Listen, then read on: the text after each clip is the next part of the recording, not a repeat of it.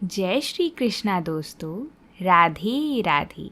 आप सभी भक्तों को संतान सप्तमी के व्रत की बहुत बहुत शुभकामनाएं। भादो मास के शुक्ल पक्ष की सप्तमी तिथि को संतान सप्तमी का व्रत रखा जाता है। यह व्रत स्त्रियां पुत्र प्राप्ति की इच्छा हेतु करती हैं। इस व्रत का पालन सभी माताएं अपनी संतान की दीर्घायु एवं उन्नति के लिए करती हैं। यह व्रत अत्यधिक फलदायी माना जाता है। जिन माताओं की संतानें हैं वह तो इस व्रत का पालन कर ही सकती हैं। साथ ही साथ जिन स्त्रियों को संतान उत्पत्ति में किसी भी प्रकार की बाधा उत्पन्न हो रही है, मान्यता है कि वो स्त्रियां भी इस व्रत का पालन कर सकती हैं। ऐसा कहा जाता है कि व्रत को विधि विधान से श्रद्धा पूर्वक करने से निसंतान महिलाओं को भी संतान की प्राप्ति होती है।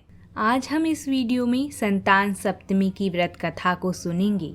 साथ ही में हम माता शीतला की भी कथा को सुनेंगे, जिसे सभी माताओं बहनों को ध्यान पूर्वक सुनना चाहिए। मान्यताओं के अनुसार अगर कोई संतान सप्तमी का व्रत नहीं भी रखता है तो भी उसे कथा को तो ज़रूर ही सुनना चाहिए। तो उसे व्रत कथा सुनने मात्र से ही उस पूरे व्रत का पुण्य प्राप्त हो जाता है। तो आइए प्रभु का नाम लेकर कथा को शुरू करते हैं और सुनते हैं संतान सप्तमी की पहली कथा को। बोलिए भगवान शिव शंकर की जय हो। एक समय एक दिन महाराज युधिष्ठिर ने भगवान श्री कृष्ण से कहा, हे प्रभु, कोई ऐसा उत्तम व्रत बतलाइए जिसके प्रभाव से मनुष्यों के अनेकों संसारिक कलेश दुख दूर होकर वे पुत्र एवं पौत्रवान हो जाएं।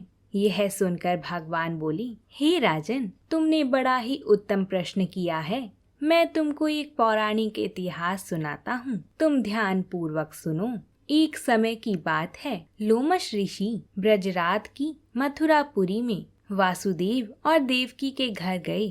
ऋषि राज को आया हुआ देख कर के दोनों अत्यंत प्रसन्न हुए तथा उनको उत्तम आसन पर बैठाकर उनका अनेक प्रकार से वंदन और सत्कार किया। फिर मुनि के चरणोदक से अपने घर तथा शरीर को पवित्र किया। वह प्रसन्न होकर उनको कथा सुनाने लगी। कथा कहते हुए ऋषि ने कहा कि हे देवकी, दुष्ट दुराचारी पापी कंस ने तुम्हारे कई पुत्र मार डाले हैं, जिसके कारण तुम्हारा मन अत्यंत दुखी है। इसी प्रकार राजा नहुष की पत्नी चंद्रमुखी भी दुखी रहा करती थी, किंतु उसने संतान सप्तमी का व्रत विधि विधान सहित किया, जिसके प्रताप से उनको संतान का सुख प्राप्त हुआ। यह सुनकर देवकी ने हाथ जोड़कर मुनि से कहा, हे ऋषिराज, कृपया करके रानी चंद्रमुखी का संपूर्ण वृतांत तथा इस व्रत को विस्तार सहित मुझे बतलाइए, जिससे मैं भी इस दुख से छुटकारा पाऊं। लोमश ऋषि ने कहा, हे देवकी, अयोध्या के राजा उनकी पत्नी चंद्रमुखी अत्यंत सुंदर थी। उनके नगर में विष्णुगुप्त नाम का एक ब्राह्मण रहता था। उसकी स्त्री का नाम भद्रमुखी था। वह भी अत्यंत रूपवती सुंदरी थी। रानी और ब्राह्मणी में अत्यंत प्रेम था।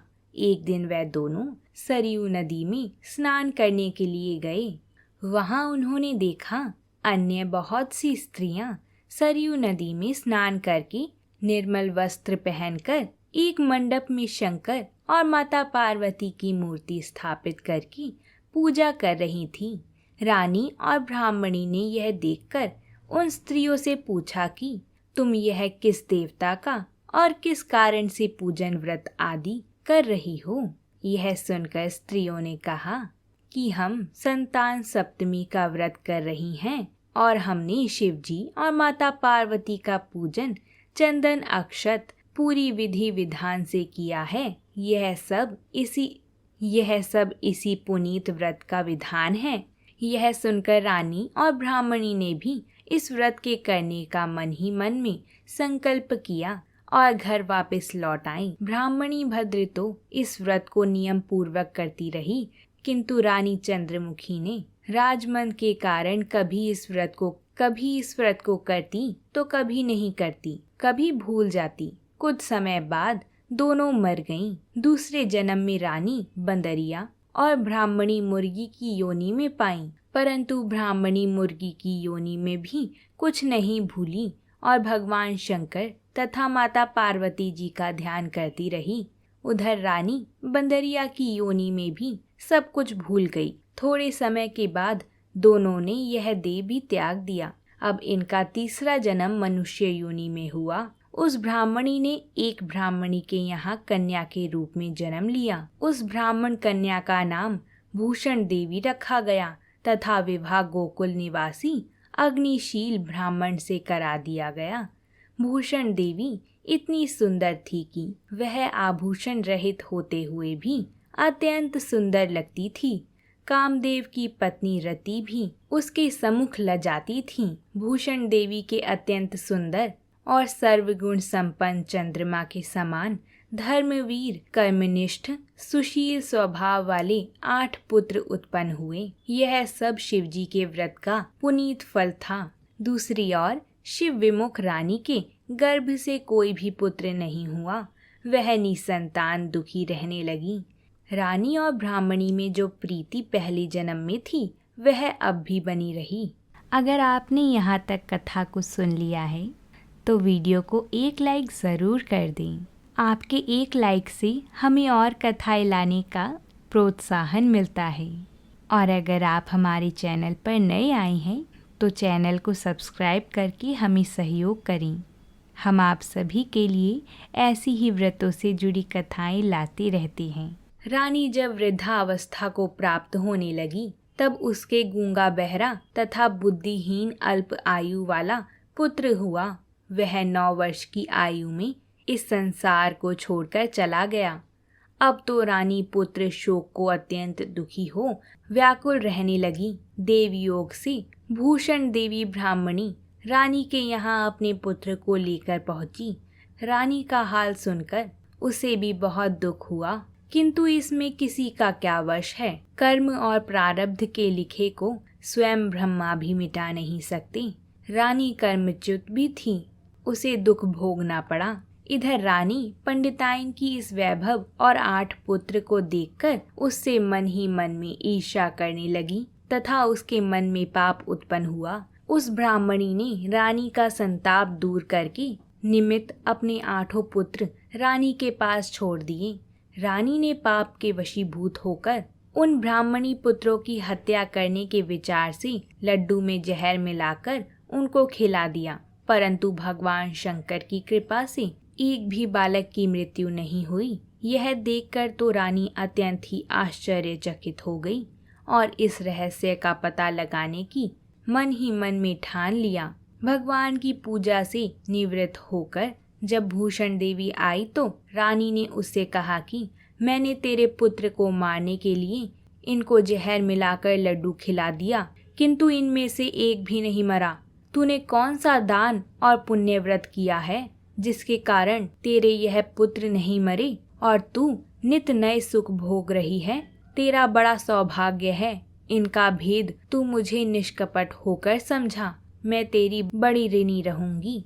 रानी के ऐसे दीन वचन सुनकर भूषण ब्राह्मणी कहने लगी, सुनो, तुमको 3 जन्म का हाल कहती हूँ, सो ध्यान पूर्वक सुनना। पहले जन्म में तुम राजा नहुष की पत्नी थी और तुम्हारा नाम चंद्रमुखी था और मेरा भद्रमुखी था। मैं एक ब्राह्मणी थी। हम तुम अयोध्या में रहते थे और मेरी तुम्हारी बड़ी प्रीति थी। एक दिन हम तुम दोनों सरयू नदी में स्नान करने गई और दूसरी महिलाओं को संतान सप्तमी का उपवास शिवजी का पूजन अर्चना करते देखकर हमने इस उत्तम व्रत को करने की प्रतिज्ञा की थी, किंतु तुम सब भूल गई और झूठ बोलने का दोष तुमको लगा, जिसे तुम आज भी भोग रही हो।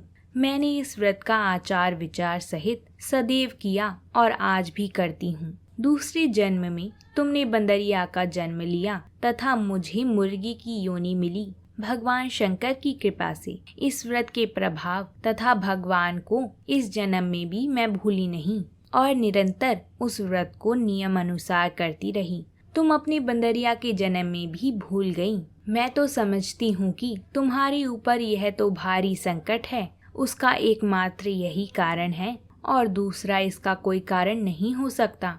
इसलिए मैं तो कहती हूँ कि आप भी संतान सप्तमी के व्रत को विधि सहित करिए, जिससे तुम्हारा ये संकट दूर हो जाए। लोमश ऋषि ने कहा, देवकी, भूषण ब्राह्मणी के मुख से अपने पूर्व जन्म की कथा तथा संकल्प इत्यादि सुनकर रानी को पुरानी बातें याद आ गईं और पश्चाताप करने लगी तथा भूषण ब्राह्मणी के चरणों में पड़कर क्षमा याचना करने लगी और भगवान शंकर, माता पार्वती जी की अपार महिमा के गीत गाने लगी। उस दिन से ही रानी ने नियम पूर्वक संतान सप्तमी का व्रत किया, जिसके प्रभाव से रानी को संतान सुख भी मिला तथा संपूर्ण सुख भोग कर रानी शिवलोक को गई। भगवान शंकर के व्रत का ऐसा प्रभाव है कि पथभ्रष्ट मनुष्य भी अपने पथ पर अग्रसर हो जाता है और अनंत ऐश्वर्य भोग कर मोक्ष पाता है। लोमश ऋषि ने फिर कहा कि देवकी, इसलिए मैं तुम्हें भी कहता हूँ कि तुम भी इस व्रत को करने का संकल्प अपने मन में करो, तो तुमको भी संतान सुख मिलेगा। इतनी कथा सुनकर देवकी हाथ जोड़कर लोमश ऋषि से पूछने लगी, मैं इस पुनीत उपवास को अवश्य करूंगी, किंतु आप इस कल्याणकारी एवं संतान सुख देने वाले उपवास का विधान, नियम, विधि आदि विस्तार से मुझे समझाइए। लोमश ऋषि कहते हैं, अवश्य। यह पुनीत उपवास भादो महीने के शुक्ल पक्ष की सप्तमी के दिन किया जाता है। उस दिन ब्रह्म मुहूर्त में उठकर किसी नदी अथवा कुएं के पवित्र जल में स्नान करके निर्मल वस्त्र पहनने चाहिए। भगवान शंकर तथा जगदम्बिका पार्वती जी की मूर्ति की स्थापना करनी चाहिए। इन प्रतिमाओं के सम्मुख सोने चांदी के तारों का अथवा रेशम का एक गट्ठा बनावें। उस गट्ठे में 7 गांठें लगानी चाहिए। इस गट्ठे को धूप दीप अष्टगंध से पूजा करके अपने हाथ में बांधें और भगवान शंकर से अपनी कामना सफल होने की प्रार्थना करें। फिर इसके बाद 7 पुआ बनाकर भगवान शिव को भोग लगाएं और साथ ही पुए एवं यथाशक्ति सोने अथवा चांदी की अंगूठी बनवाकर इन सबको एक तांबे के पात्र में रखकर और उनका विधि विधान से पूजन करके किसी सदाचारी धर्मनिष्ठा सुपात्र ब्राह्मण को दान देना चाहिए। इसके पश्चात 7 पुआ स्वयं प्रसाद के रूप में ग्रहण करना चाहिए। इस प्रकार इस व्रत का पारण करना चाहिए। प्रति साल के शुक्ल पक्ष की सप्तमी के दिन हे देवकी, इस व्रत को इसी प्रकार नियम पूर्वक करने से समस्त पाप नष्ट होते हैं और भाग्यशाली संतान उत्पन्न होती है अथवा अंत में शिवलोक की प्राप्ति होती है। हे देवकी, मैंने तुमको संतान सप्तमी का व्रत संपूर्ण विधि विधान से कहा है। अब तुम इसको नियम पूर्वक करो, जिससे तुमको उत्तम संतान पैदा होगी। इतनी कथा कहकर भगवान आनंद कंद श्री कृष्ण ने धर्मावतार युधिष्ठिर से कहा कि लोमश ऋषि इस प्रकार हमारी माता को शिक्षा देकर चले गए। ऋषि की कथा अनुसार हमारी माता देवकी ने इस व्रत को नियम अनुसार किया। इसके प्रभाव से हम उत्पन्न हुए। यह व्रत विशेष रूप से स्त्रियों के लिए कल्याणकारी है, परंतु पुरुष को भी समान रूप से कल्याणदायक है। संतान सुख देने वाला, पापों का नाश करने वाला यह उत्तम व्रत है, जिसे स्वयं भी कर अथवा तथा दूसरों से भी करवाएं। नियम पूर्वक जो कोई भी इस व्रत को करता है और भगवान शंकर और माता पार्वती के सच्चे मन से आराधना करता है, निश्चय ही अमर पद प्राप्त करता है तथा अंत में शिवलोक को प्राप्त हो जाता है। बोलिए भगवान शंकर की जय, बोलिए माता पार्वती की जय। आइए अब हम सभी शीतला माता की कथा को सुनते हैं। शीतला माता माता भगवती दुर्गा का ही रूप हैं। एक बार एक राजा के एकलौते पुत्र को शीतला यानी कि चैचक निकली। उसी के राज्य में एक काछी पुत्र को भी शीतला निकली हुई थी। काछी परिवार बहुत गरीब था, पर माता भगवती का उपासक था। वह धार्मिक दृष्टि से जरूरी समझे जाने वाले सभी नियमों को बीमारी के दौरान भी भली भांति निभाता रहता था। घर में साफ सफाई का विशेष ख्याल रखा जाता था। नियम से माता भगवती की पूजा होती थी। नमक खाने पर पाबंदी थी। सब्जी में ना तो छौंक लगता था और ना कोई वस्तु भुनी या तली जाती थी। गरम वस्तु ना वह स्वयं खाता और ना चेचक वाले लड़के को ही देता था। ऐसा करने से उसका पुत्र शीघ्र ही ठीक हो गया। उधर जब से राजा के लड़के को शीतला का प्रकोप हुआ था, तब से उसने माता भगवती के मंडप में शतचंडी का पाठ शुरू करवा रखा था। रोज हवन और बलिदान होते थे। राजपुरोहित भी सदा माता भगवती के पूजन में निमग्न रहते थे। राजमहल में रोज कढ़ाई चढ़ती, विविध प्रकार के गर्म स्वादिष्ट भोजन बनते। सब्जी के साथ कई प्रकार के मांस भी पकते थे। इसका परिणाम यह होता था कि उन लजीज भोजन की गंध से राजकुमार का मन मचल उठता। वह भोजन के लिए जिद करता। एक तो राजपुत्र और दूसरा कि वह एकलौता था। इस कारण उसकी अनुचित जिद भी पूरी कर दी जाती थी। इस प्रकार शीतला का कोप घटने के बजाय बढ़ने लगा। शीतला के साथ साथ उसे बड़े बड़े फोड़े भी निकलने लगे, जिनमें खुजली और जलन अधिक होती थी। शीतला की शांति के लिए राजा जितने भी उपाय करता, शीतला का प्रकोप उतना ही बढ़ता जाता, क्योंकि अज्ञानतावश राजा के यहाँ सभी कार्य उल्टे हो रहे थे। इससे राजा और अधिक परेशान हो उठा। उसकी समझ में नहीं आ रहा था कि इतना सब होने के बाद भी शीतला का प्रकोप शांत क्यों नहीं हो रहा है। एक दिन राजा के गुप्तचरों ने उन्हें बताया कि काछी पुत्र को भी शीतला निकली थी, पर वह बिल्कुल ठीक हो गया है। यह जानकर राजा सोच में पड़ गया कि मैं शीतला की इतनी सेवा कर रहा हूँ, पूजा और अनुष्ठान में कोई कमी नहीं है, पर मेरा पुत्र अधिक रोगी होता जा रहा है, जबकि काछी का पुत्र बिना सेवा पूजा के ही ठीक हो गया। इसी सोच में उसे नींद आ गई। श्वेत वस्त्र धारिणी माता भगवती ने उसे स्वप्न में दर्शन देकर कहा, हे राजन, मैं तुम्हारी सेवा अर्चना से प्रसन्न हूँ, इसीलिए आज भी तुम्हारा पुत्र जीवित है। इसके ठीक ना होने का कारण यह है कि तुमने शीतला के समय पालन करने योग्य नियमों का उल्लंघन किया है।